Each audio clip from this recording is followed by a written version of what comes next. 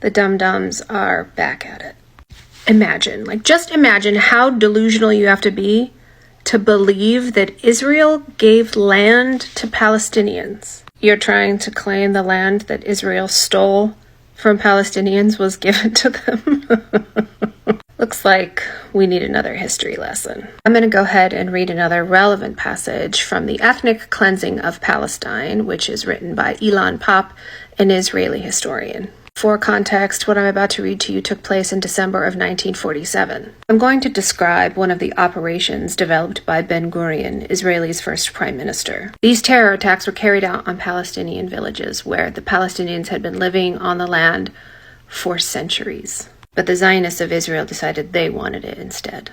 So this is how they went about stealing Palestinian land. Again, apologies for any mispronunciations.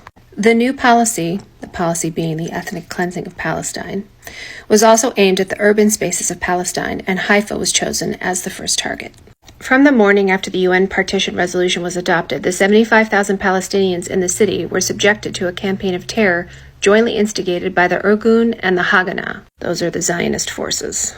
As they had only arrived in recent decades, the Jewish settlers had built their houses higher up on the mountain. Thus they lived topographically above the Arab neighborhoods and could easily shell and snipe at them. They had started doing this frequently since early December. They used other methods of intimidation as well.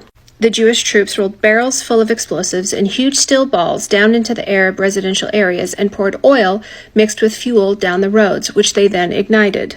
The moment panic-stricken Palestinian residents came running out of their homes to try and extinguish these rivers of fire, they were sprayed by machine gun fire. In areas where the two communities still interacted, the Haganah brought cars to Palestinian garages to be repaired, loaded with explosives and detonating devices, and so wreaked death and chaos. Dressed as Palestinians, a special unit of the Haganah would carry out these terror attacks. The early eruption of violence put a sad end to a relatively long history of workers' cooperation and solidarity in the mixed city of Haifa. So, before the Zionists showed up and decided that the land was theirs, Jews, Muslims, Christians were all working shoulder to shoulder, side by side, in several cities across Palestine. The Jewish attacks in the city heightened tensions in one of the major areas where Jews and Arabs worked shoulder to shoulder, the refinery plant of the Iraqi Petroleum Company in the Bay Area. This began with a gang from the Irgun throwing a bomb into a large group of Palestinians who were waiting to enter the plant.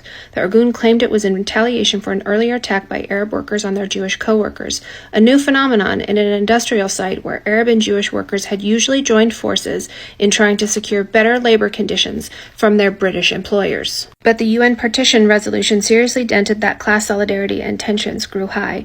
Throwing bombs into Arab crowds was the specialty of the Irgun, who had already done so before 1947. However, this particular attack in the refineries was undertaken in coordination with the Haganah forces as part of the new scheme to terrorize the Palestinians out of Haifa. Within hours, Palestinian workers reacted and rioted, killing a large number of Jewish workers, 39, in one of the worst but also last Palestinian counterattacks.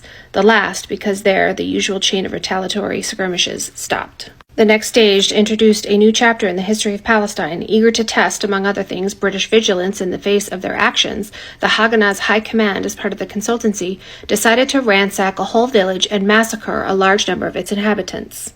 At the time, the British authorities were still responsible for maintaining law and order and were very much present in Palestine. A local commander, Haim Avinom, was ordered to encircle the village, kill the largest possible number of men, damage property, but refrain from attacking women and children. The attack took place on 31 December and lasted 3 hours. It left over 60 Palestinians dead, not all of them men. But note the distinction still made here between men and women. In their next meeting, the consultancy decided that such a separation was an unnecessary complication for future operations. The Haganah units in Haifa tested the ground with a more drastic action. They went into one of the city's Arab neighborhoods, Wadi Rush Mia, expelled its people, and blew up its houses. This act could be regarded as the official beginning of the ethnic cleansing operation in urban Palestine. The British looked the other way while these atrocities were committed. I think that's enough for now of Israel's dark, depraved, and disgusting history. There are hundreds of stories like this where Zionist forces massacred Palestinians, and those they didn't massacre, they forced them to flee in terror. But yeah, sure, you gave the Palestinians some land.